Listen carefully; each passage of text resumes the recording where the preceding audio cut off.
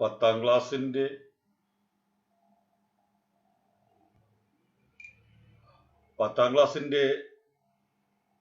ചരിത്ര പഠനം അല്ലെങ്കിൽ പത്താം ക്ലാസ്സിലുള്ള ചരിത്ര പഠനം നമ്മൾ തുടങ്ങുകയാണ്. സോഷ്യൽ സയൻസ് ഫസ്റ്റിലെ ഒന്നാമത്തെ ചാപ്റ്ററാണ്. ഈ സോഷ്യൽ സയൻസിലെ ഒന്നാമത്തെ ചാപ്റ്റർ വിപ്ലവങ്ങളെ കുറിച്ചാണ്.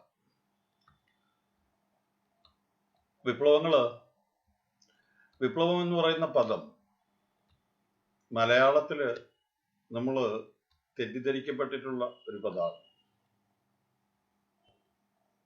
അതിന് കാരണമായിട്ട് പറയുന്നത് വിപ്ലവം എന്ന് പറഞ്ഞാൽ നമ്മൾ യുദ്ധം എന്നുള്ള രീതിയിൽ കണക്കാക്കുന്നുണ്ട്. അതല്ല അതിന്റെ അർത്ഥം.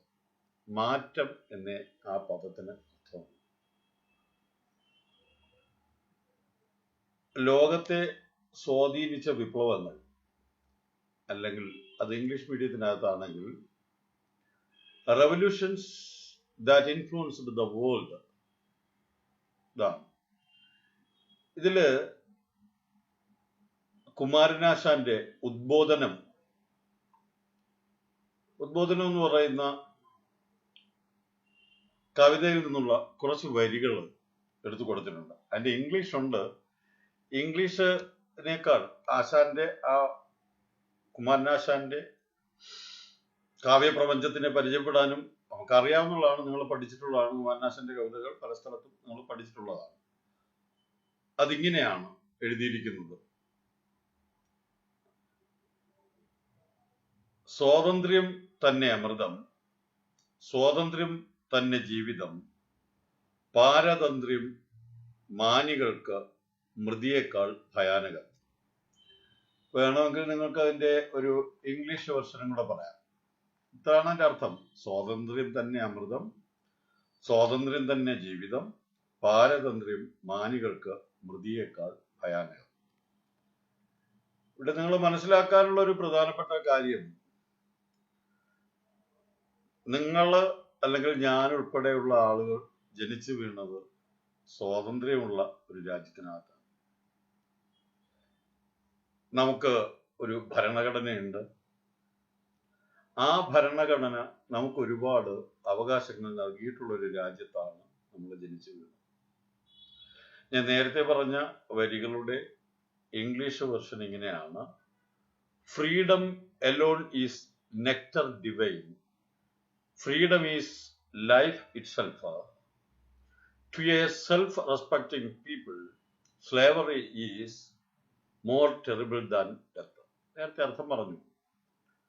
അന്തസ്സുള്ള ഏതൊരു മനുഷ്യനും മരണത്തെക്കാൾ ഭയാനകമാണ് അടിമത്തം.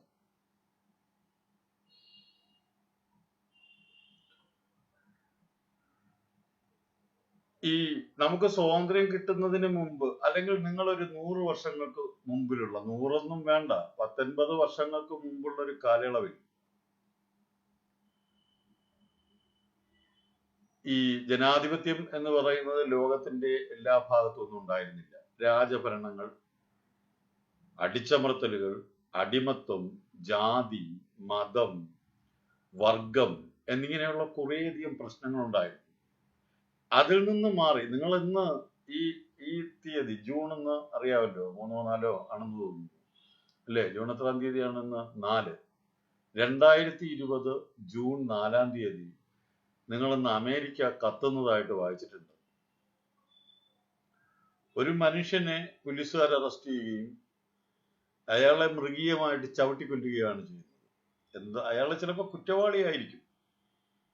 ഒരു കുറ്റവാളിയെ അറസ്റ്റ് ചെയ്യുകയും നിയമത്തിന്റെ അടിസ്ഥാനത്തിൽ അയാളെ കോടതി വിധിക്കുന്നതിനനുസരിച്ച് വേണം ശിക്ഷിക്കേണ്ടത്.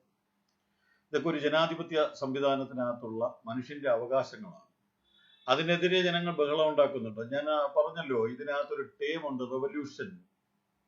റെവല്യൂഷൻ എന്ന് പറയുന്ന വാക്കിന്റെ അർത്ഥം ചേഞ്ച്. ചേഞ്ച് എന്ന് പറഞ്ഞാൽ പോരാ, കുറച്ചുകൂടെ വലിയൊരു നിർവചനം പറയണം. അതിങ്ങനെയാണ്: ചേഞ്ച് ഇൻ സ്റ്റാറ്റസ് കോ. നിലനിൽക്കുന്ന അവസ്ഥയിൽ നിന്നും മാറ്റം ഉണ്ടാകാം. അത് പാസീവ് ആവാം, ചിലപ്പോ വളരെ വയലന്റ് ആകാം, രക്തരൂഷിതമായ രീതിയിൽ മാറ്റങ്ങൾ ഉണ്ടാക്കിയ ചരിത്രമാണ്. ഒരു തുള്ളി ചോര പോലും ചിന്താതെ സമൂഹത്തിന് മാറ്റം ഉണ്ടാക്കിയ റവല്യൂഷനുകളുണ്ട്. റവല്യൂഷൻ അനിവാര്യമായ ഒരു കാര്യമാണ്. C, in several places the common people did not have as much as freedom as we have today. നമുക്ക് ഇന്നുള്ളതുപോലെയുള്ള സ്വാതന്ത്ര്യം ഒരുപാട് സ്ഥലത്തുണ്ടായിരുന്നില്ല. The people who were deprived of freedom had to fight for it. Some adopted peaceful means, whereas the other preferred armed rebellion. ഞാൻ already പറഞ്ഞു കഴിഞ്ഞു. ചിലപ്പോ ഈ സാമൂഹിക മാറ്റം ഉണ്ടാക്കാൻ ആളുകൾ ആയുധങ്ങൾ എടുത്ത് പൊരുതിയിട്ടുണ്ട്, സായുധ പോരാട്ടങ്ങൾ നടത്തിയിട്ടുണ്ട്. എന്നാൽ ചില സ്ഥലങ്ങളിൽ സമാധാനമായിട്ട് നടത്തിയിട്ടുണ്ട്. എങ്ങനെ മാറ്റം ഉണ്ടാക്കിയാലും ആ മാറ്റത്തിനെ we simply call a revolution. If there is a change by adopting peaceful or violent means, we can change the course of history, the destiny of a nation. That is what is called a revolution. ഇത്രയുള്ള വിപ്ലവം എന്ന് പറഞ്ഞാൽ നിലനിൽക്കുന്ന സാമൂഹിക വ്യവസ്ഥിതികളെ, അതായത് രണ്ടു തരത്തിൽ മാറ്റാം. എങ്ങനെയാണ്? അഗ്രസീവായിട്ട് മാറ്റാം, പീസ്ഫുൾ ആയിട്ട് മാറ്റാം.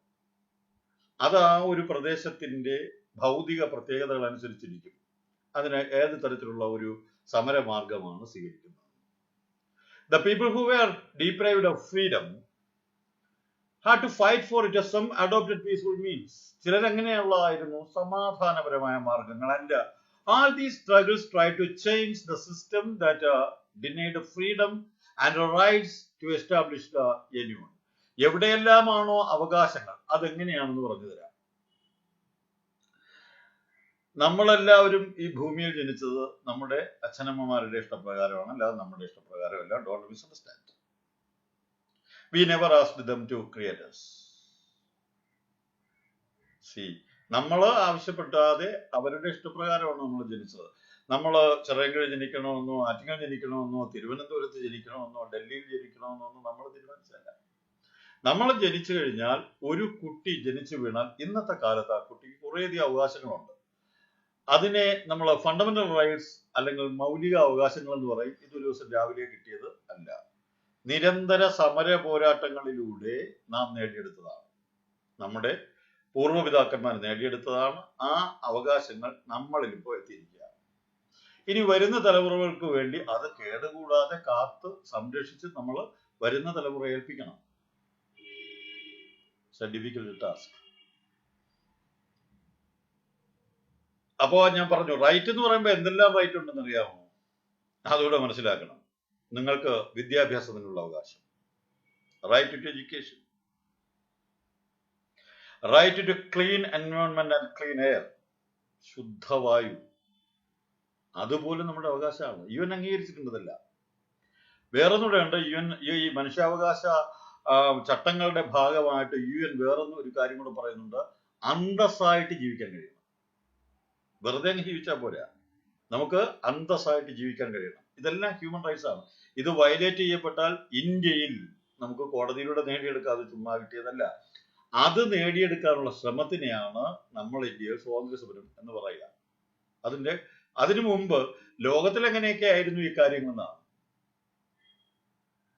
The major factors stimulated early revolution was Renaissance.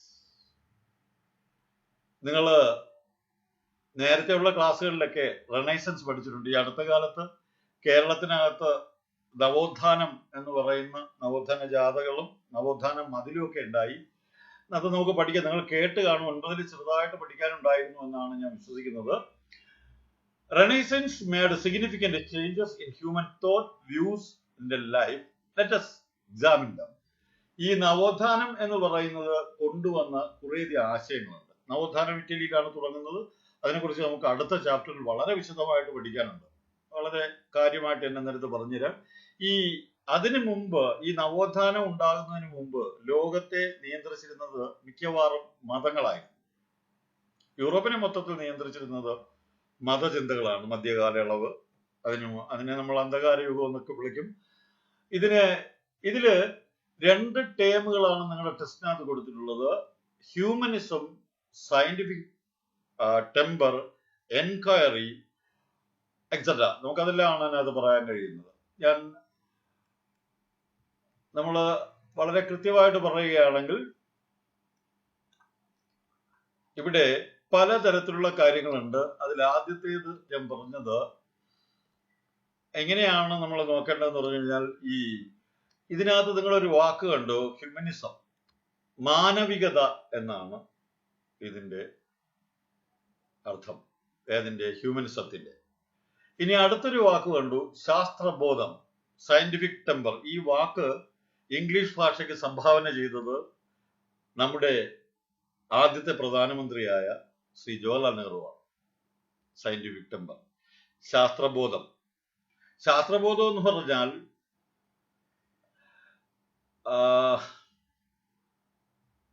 ശാസ്ത്രബോധം എന്ന് പറഞ്ഞാൽ ശാസ്ത്രജ്ഞനാകുന്ന ഒരാളിന് ശാസ്ത്രബോധം വേണമെന്നില്ല. അത് വലിയൊരു കാര്യമാണ് ശാസ്ത്രബോധം എന്ന് പറയുന്നത്. എന്തിനേയും നമ്മൾ സയന്റിഫിക് ആയിട്ട് സമീപിക്കുന്നത്. സയന്റിഫിക് എന്ന് പറഞ്ഞാൽ വെറും വിശ്വാസങ്ങളോ അതുപോലുള്ള കാര്യങ്ങളല്ല, അതിന് കൃത്യമായ തെളിവുകൾ ആവശ്യപ്പെടുന്നതാണ് ശാസ്ത്രബോധം. ഒരു കാര്യത്തെ ശാസ്ത്രബോധത്തോടു കൂടി കാണുക എന്ന് പറഞ്ഞാൽ ആ കാര്യത്തിനെ നമ്മൾ വിശ്വാസങ്ങളിൽ നിന്ന് മാറ്റി നിർത്തി അതിന്റെ യാഥാർത്ഥ്യങ്ങളിലേക്ക് പോവുകയാണ്. ഒരു ചെറിയ ഉദാഹരണം പറയാം എന്താണ് സയന്റിഫിക് ടെമ്പർ എന്നുള്ളത്. നമ്മള് മഴ പെയ്യുന്നത് വായുഭഗവാന്റെയും വരുണന്റെയും അനുഗ്രഹം കൊണ്ടാണ് എന്ന് പറഞ്ഞാൽ അതൊരു വിശ്വാസമാണ്. അല്ലെങ്കിൽ അങ്ങനെ ഏതെങ്കിലും ദൈവങ്ങൾ, ഇന്ന് ചെറിയ കുട്ടികൾക്ക്, 4ാം ക്ലാസ് പഠിക്കുന്ന കുട്ടികൾക്ക് വരെ അറിയാം, when the water get evaporated and when it become condensed we get rain. Simple definition ആണ്. ജലം ബാഷ്പീകരിച്ച് നീരാവിയായി ആകാശത്ത് പോയി തണുത്ത് മഴയായി തെളിയുന്നു. ഇത് സിമ്പിൾ എക്സ്പെരിമെന്റിലൂടെ നമുക്ക് തെളിയിക്കാൻ കഴിയും. ഇങ്ങനെയാണ് മഴ ഉണ്ടാകുന്നത് എന്ന ബോധത്തിനെയാണ് നമ്മളതെന്ന് പറയുന്നത് ശാസ്ത്രബോധം എന്ന് പറയുന്നത്. അങ്ങനെ ആകുമ്പോൾ നമ്മൾ മഴ ദൈവം എന്ന് പറയുന്ന ദൈവത്തിനെ നമുക്ക് ഉപേക്ഷിക്കേണ്ടി വരും. ഇതാണ് ശാസ്ത്രബോധം. ഇത് ബാക്കി നേരത്തെ ശാസ്ത്രബോധം അതാണെങ്കിൽ ഞാൻ പറഞ്ഞു, ഇതിനകത്ത് നിങ്ങൾക്ക് 2 ബുള്ളറ്റാണ് കൊടുത്തിട്ടുള്ളത്, ഹ്യൂമനിസം, മറ്റൊന്ന് സയന്റിഫിക് ടെമ്പർ. അതായത് മാനവികത, ശാസ്ത്രബോധം. അതിന്റെ കൂടെ വരുന്നൊരു വാക്കാണ് എൻക്വയറി, അന്വേഷണം. അന്വേഷിക്കാൻ തുടങ്ങുന്ന മനുഷ്യൻ. പിന്നെയുണ്ട് ഒരുപാട് കാര്യങ്ങൾ, ഹ്യൂമൻ സെൻട്രലായിട്ടുള്ള ചിന്തകളൊക്കെ വരുന്നു, മനുഷ്യ കേന്ദ്രീകൃതമായ ചിന്തകൾ. അതിന് മാനവികത എന്ന് പറയുന്നത്. നേരത്തെ ദൈവവുമായിട്ട് ബന്ധപ്പെട്ടാണ് ഈ മധ്യകാല അളവില്, നവോത്ഥാനത്തിന് മുമ്പുള്ള കാലയളവിൽ ആളുകൾ ചിന്തിച്ചിരുന്നത്. അതിൽ നിന്നുള്ള മാറ്റമാണ്. അപ്പൊ ഇത് 3 വിട്ടയും. അപ്പൊ നമ്മൾ ആദ്യം കണ്ടതെന്ന് പറഞ്ഞു കഴിഞ്ഞാൽ റെനൈസൻസ് എന്ന് പറയുന്നതാണ് നമുക്ക് ചർച്ച ചെയ്യാൻ. പിന്നീട് നവോത്ഥാനം എന്ന് പറയുന്ന പ്രസ്ഥാനമാണ് മനുഷ്യ ജീവിതത്തിനകത്ത് വളരെയധികം മാറ്റങ്ങൾ ഉണ്ടാക്കുന്നത്.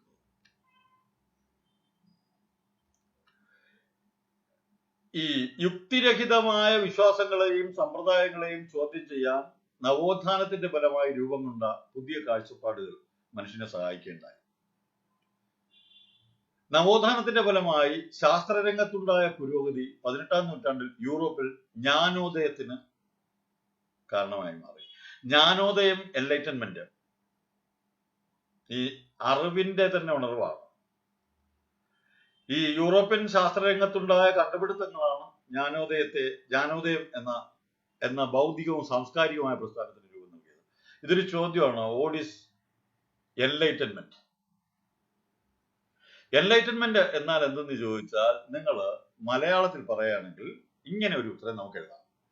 യൂറോപ്പിൽ ശാസ്ത്രരംഗത്തുണ്ടായ കണ്ടുപിടുത്തങ്ങളാണ് ജ്ഞാനോദയം എന്ന ബൗദ്ധികവും സാംസ്കാരികവുമായ പ്രസ്ഥാനത്തിന് രൂപം നൽകിയത്.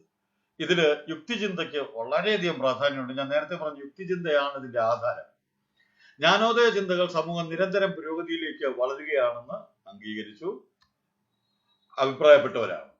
അപ്പോൾ ഞാൻ പറഞ്ഞത്, ഇത് നമുക്ക് ജ്ഞാനോദയത്തിന് നമുക്ക് ഇംഗ്ലീഷിൽ എന്താണ് പറയുന്നത് നമുക്ക് നോക്കാം. എൻലൈറ്റൻമെന്റിന് തന്നെയാണ്. It was a scientific intervention in Europe that moulded enlightenment. Scientific intervention, ശാസ്ത്രീയമായ ഇടപെടൽ. An intellectual and cultural movement. ഇതെങ്ങനെയുള്ള ഒരു പ്രസ്ഥാനമായിരുന്നു? It's an intellectual and a cultural movement. ഒരേ സമയം അത് ബൗദ്ധികമാണ്, അതേസമയം സാംസ്കാരികവുമാണ്. The thinkers of this movement gave importance to reasoning and opined that society is always progress. ഒരു സമൂഹം എല്ലായ്പ്പോഴും മുന്നോട്ട് പോയിക്കൊണ്ടിരിക്കുകയാണ്, അല്ലാതെ അതൊരിക്കലും പുറകോട്ട് പോവുകയല്ല എന്നത് തന്നെയായിരുന്നു ഇവരുടെ അഭിപ്രായം. ഇത് യാഥാർത്ഥ്യമാണ്. സമൂഹത്തിന് മുന്നോട്ട് പോകാനേ കഴിയും. നമുക്ക് വിശ്വാസങ്ങൾ ഉണ്ടാവാം, ഇതെല്ലാം ഒരുതരം ഗൃഹാതുരിതമായിട്ടുള്ള ഓർമ്മകളായിട്ട് നമുക്ക് നോക്കാവുന്നേ ഉള്ളൂ. അപ്പോൾ അതിൽ ആദ്യത്തെ ചോദ്യം എൻലൈറ്റൻമെന്റ് എന്താണ് എന്ന് ഞാൻ പറഞ്ഞു കഴിഞ്ഞു. ഒന്നുകൂടെ പറയാം. എൻലൈറ്റൻമെന്റ് എന്ന് പറഞ്ഞു കഴിഞ്ഞാൽ നമുക്ക് എന്താണ്? ശാസ്ത്രീയമായ ഇടപെടൽ, അതുപോലെ തന്നെ it was the scientific invention എന്നാണ് ഞാൻ കണ്ടത്. സയന്റിഫിക് ഇൻവെൻഷൻ, ശാസ്ത്രീയമായ കണ്ടുപിടുത്തങ്ങൾ. എന്തെല്ലാം കണ്ടുപിടുത്തങ്ങൾ! മരുന്നുകൾ, വ്യവസായ സംരംഭങ്ങൾ, വാഹനങ്ങൾ. പഴയ വാഹനം 1900-കളിലൊക്കെ നമ്മുടെ വേഗത, മനുഷ്യന്റെ മാക്സിമം വേഗത കുതിരയുടെ വേഗതയാണ്. അപ്പോൾ ഈ ശാസ്ത്രീയമായ ഇൻവെൻഷനാണ്, അത് തന്നെയാണ് എന്ന് പറയുന്ന എൻലൈറ്റൻമെന്റിന് കാരണമായി മാറിയത്. വൈദ്യുതിയുടെ വരവ് ഒക്കെ ഭയങ്കര സംഭവമായിട്ട് വന്നത് അതൊക്കെ ഇതിന്റെ തുടക്കമാണ്. അതായത് the renaissance gave birth to enlightenment in the 18th century. ഏത് നൂറ്റാണ്ടിലാണ് എൻലൈറ്റൻമെന്റ് ഉണ്ടായതെന്ന് പറഞ്ഞാൽ 18ാം നൂറ്റാണ്ടിലാണ്, 18th centuryയിലാണ് നടന്നു വരുന്നത്. Thinkers of the movement propagated the ideas like freedom. നോക്കൂ, അന്നത്തെ ചിന്തകന്മാർ പ്രചരിപ്പിച്ച ഏറ്റവും പ്രധാനപ്പെട്ട ആശയമാണ് എന്ന് പറയുന്നത് സ്വാതന്ത്ര്യം, ഡെമോക്രസി, ജനാധിപത്യം, ഇക്വാളിറ്റി, സാഹോദര്യം ആൻഡ് നാഷണാലിസം, ദേശീയത. 4 പ്രധാനപ്പെട്ട പോയിന്റുകളാണ് ഓർമ്മിക്കാറുള്ളത്. The thinkers of the movement propagated the ideas like freedom, democracy, equality and nationalism. ചെറുതായിട്ടൊന്ന് പറഞ്ഞു പോലെ എന്താണ് സ്വാതന്ത്ര്യം? ഞാൻ പറഞ്ഞു, സ്വാതന്ത്ര്യം എന്ന് പറഞ്ഞു കഴിഞ്ഞാൽ നമുക്ക് അന്തസ്സായിട്ട് ജീവിക്കാനുള്ള അവകാശം, ചിന്തിക്കാൻ, എഴുതാൻ, പ്രസംഗിക്കാൻ, സഞ്ചരിക്കാൻ, നമ്മൾ വിശ്വസിക്കുന്ന വിശ്വാസങ്ങൾ പിന്തുടരാൻ ഒക്കെയുള്ള അവകാശത്തിനെയാണ് നമ്മൾ സ്വാതന്ത്ര്യം എന്ന് പറയുന്നത്. ഡെമോക്രസി എന്ന് പറഞ്ഞാൽ ജനാധിപത്യം. ഇതൊരു വേ ഓഫ് തോട്ടാണ്.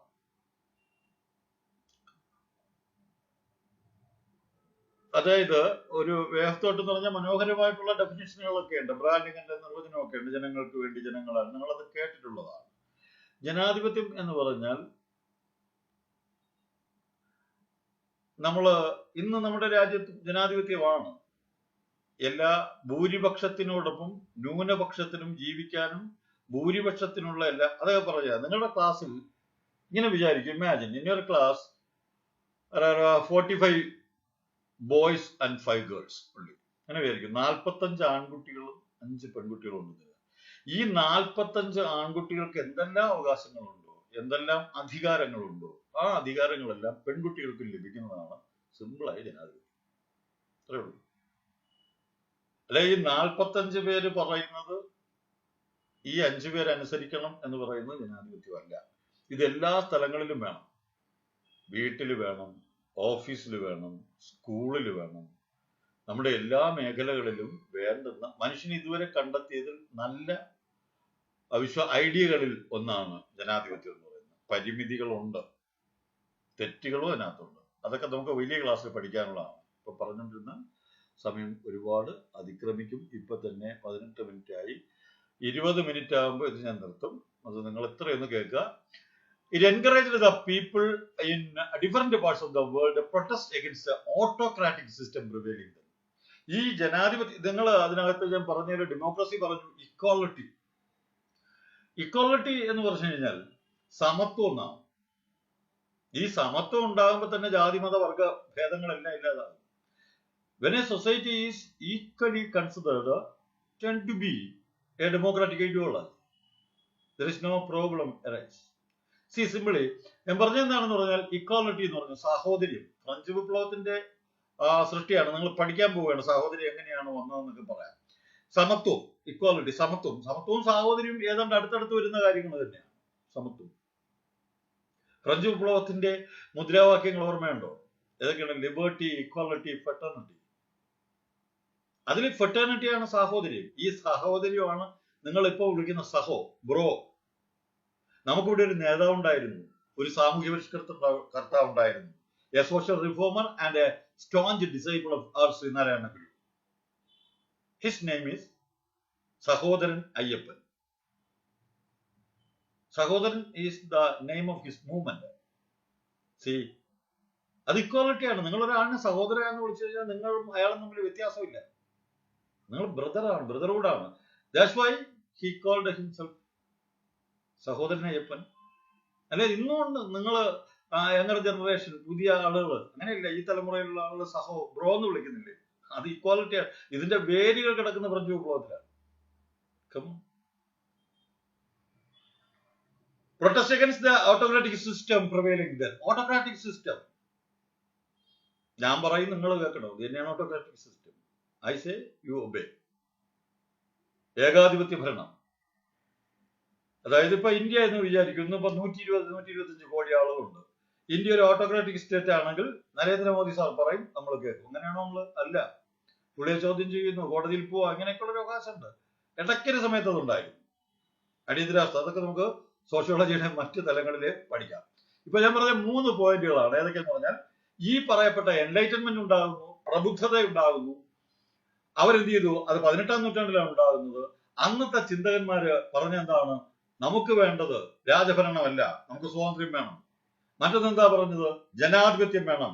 നമ്മളെല്ലാം തുല്യരാണ്, രാജാവും യാചകനും ഒക്കെ തുല്യരാണ് രാജ്യത്തിന്റെ കണ്ണിൽ, നിയമത്തിന്റെ മുമ്പിൽ.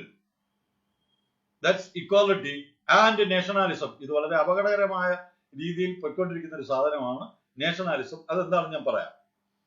ഇതാണ് അവർ പ്രചരിപ്പിച്ചത്. നമ്മൾ ജനിച്ച രാജ്യത്തെ കുറിച്ചുള്ള അഭിമാനബോധത്തിനെയാണ് നാഷണാലിസം. ഇതിനൊരു തകരാറുള്ളത് കൂടെ പറഞ്ഞുകൊണ്ട് നമുക്ക് കൺക്ലൂഡ് ചെയ്യാം. എന്റെ ഇടയ്ക്ക് പറയാം, നാഷണാലിസം എന്ന് പറഞ്ഞാൽ ദേശീയത നല്ലതാണ്, എന്റെ രാജ്യം നല്ലതാണ്. അത് എങ്ങനെയായിരിക്കണം? ലോകത്ത് നിരവധി നല്ല രാജ്യങ്ങൾ ഉള്ളതിൽ ഒന്നാണ് എന്റെയും രാജ്യം. അതായത് നിങ്ങൾ പറയൂ, എന്റെ അമ്മ മാത്രമാണ് നല്ലത്, ബാക്കി ലോകത്തുള്ള എല്ലാ അമ്മമാരും പിഴയാണെന്ന് പറയും, അല്ലെ മോശക്കാരാണെന്ന് പറയൂ. അത് ബാഡ് നാഷണാലിസമാണ്. ലോകത്ത് ഒരുപാട് അമ്മമാരുണ്ട്, ഒരുപാട് നല്ലവരായ അമ്മമാരുണ്ട്. ആ നല്ലവരായ അമ്മമാരിൽ ഒരാളാണ് എന്റെ അമ്മ എന്ന് പറയുമ്പോൾ നാഷണലിസം നല്ലതാവും, ദേശീയത നല്ലതാവും. മറിച്ച് ഇങ്ങനെ പറഞ്ഞാലോ, എന്റെ അമ്മ മാത്രം wonderful, she is wonderful, great, she has an ancient history etcetera, and the rest of the mothers are bad and worse. No, നിങ്ങൾ അറിഞ്ഞിരിക്കണം, ദേശീയത എന്ന് പറയുന്നത് കൈവിട്ടു പോയാൽ വളരെ അപകടകരമായി മാറുന്ന ഒരു സാധനമാണ്. അപ്പോ these protest developed into revolutions. ഇതിൽ നിന്നാണ് ലോകത്തിൽ വലിയ വലിയ വിപ്ലവങ്ങൾ ഉണ്ടായത്. 4 ആശയങ്ങളാണ്, അടിവരയിട്ട് ഓർമ്മിക്കുക. ഏതൊക്കെയാണെന്ന് പറഞ്ഞാൽ, 1 ഫ്രീഡം, സ്വാതന്ത്ര്യം; 2 ഡെമോക്രസി, ജനാധിപത്യം; 3 ഇക്വാലിറ്റി, സമത്വം; 4 ദേശീയത. അതിനെയാണ് നമ്മൾ അന്ന് പറഞ്ഞ, ഇംഗ്ലീഷിൽ പറഞ്ഞ freedom, democracy, equality and nationalism. These protests developed into revolution in many places. അതില് ആദ്യത്തെ റെവല്യൂഷനായിട്ട് നമ്മൾ പഠിക്കുന്നത്, വിജയിച്ച ആദ്യത്തെ ഒരു റെവല്യൂഷൻ ഉണ്ട്, the American war of independence, അമേരിക്കയുടെ സ്വാതന്ത്ര്യ സമരം. അല്ലെ, അത് നമുക്ക് അടുത്ത ദിവസം നോക്കാം. അതിനു മുമ്പ് അതിനെങ്ങനെയാണെന്ന് പറയാം. അമേരിക്കൻ സ്വാതന്ത്ര്യ സമരമാണ് നമുക്ക് പഠിക്കാനുള്ളത്. അപ്പൊ അമേരിക്ക പഠിക്കാനുള്ള സമയം കൂടിയാണ്. അമേരിക്ക കത്തിക്കൊണ്ടിരിക്കുന്ന സമയമാണ്. സോ നമ്മൾ തൽക്കാലം നിർത്തുന്നു. ഇത് നിങ്ങളുടെ കയ്യിൽ ടെസ്റ്റ് ഉണ്ടെങ്കിൽ നിങ്ങളൊന്ന് വായിച്ചുകൂടെ നോക്കുക. ഈ പറഞ്ഞ കാര്യം, അതിലൊരു കാര്യം മറന്നു വരുന്നത്, എൻലൈറ്റൻമെന്റ്, അതിൽ പറയുന്ന പേര് ജ്ഞാനോദയം, റെനൈസൻസ്, നവോത്ഥാനം. ഇത് കൊണ്ടുവന്ന ചിന്താഗതികൾ ഞാൻ പറഞ്ഞിരുന്നു, ഏതൊക്കെയാണെന്ന് പറഞ്ഞു. അറിയാം നമുക്ക്, സ്വാതന്ത്ര്യം, അതുപോലെ തന്നെ സമത്വം, സാഹോദര്യം. ഇതിനകത്ത് പറയുന്നത് ഫ്രഞ്ച് വിപ്ലവമായിട്ട് ബന്ധപ്പെട്ടതാണ്. ദേശീയത, സ്വാതന്ത്ര്യം, ജനാധിപത്യം, സമത്വം, ദേശീയത തുടങ്ങിയ ആശയങ്ങൾ, ഒരുപാട് ആശയങ്ങളുണ്ട്. ഇതിന്റെയൊക്കെ ആളുകളും നമ്മൾ പഠിക്കും, ഇതൊക്കെ ആരൊക്കെയാണ് കൊണ്ടുവന്നതെന്ന് നമുക്ക് പഠിക്കാം. ഇനി അതിനു മുമ്പ് ഒരു കാര്യം കൂടെ പറഞ്ഞോട്ടെ. നമ്മൾ നേരത്തെ പറഞ്ഞ ആ വരികൾ എന്ന് പറയുന്നത്, സ്വാതന്ത്ര്യം തന്നെ അമൃതം, സ്വാതന്ത്ര്യം തന്നെ ജീവിതം, പാരതന്ത്ര്യം മാനികൾക്ക് മൃതിയേക്കാൾ ഭയാനകം. ഇത് കുമാരനാശാൻ സ്മാരകം കായ്ക്കരയിൽ വെച്ചിരിക്കുന്ന ഒരു സ്മാരകമുണ്ട്. അതിന്റെ ചുവട്ടിൽ എഴുതി വെച്ചിരിക്കുന്ന സാധനമാണ്. നിങ്ങൾ കടക്കാവൂർ വഴി പോകുമ്പോൾ കായ്ക്കര ഒന്ന് നിൽക്കുക. അവിടെ നമ്മുടെ കുമാരനാശൻ, മഹാകവി കുമാരനാശൻ ജനിച്ച സ്ഥലമാണ്. ഇതാണ് ഇതിന്റെ 1ാം ഘട്ടം. നിങ്ങൾക്ക് എന്തെങ്കിലും സംശയം ഉണ്ടെങ്കിൽ നിങ്ങൾക്ക് എന്നോട് എഴുതി ചോദിക്കാം, അല്ലെങ്കിൽ വാട്സപ്പിലൂടെ ചോദ്യങ്ങളായിട്ട് ചോദിക്കാം. So thank you.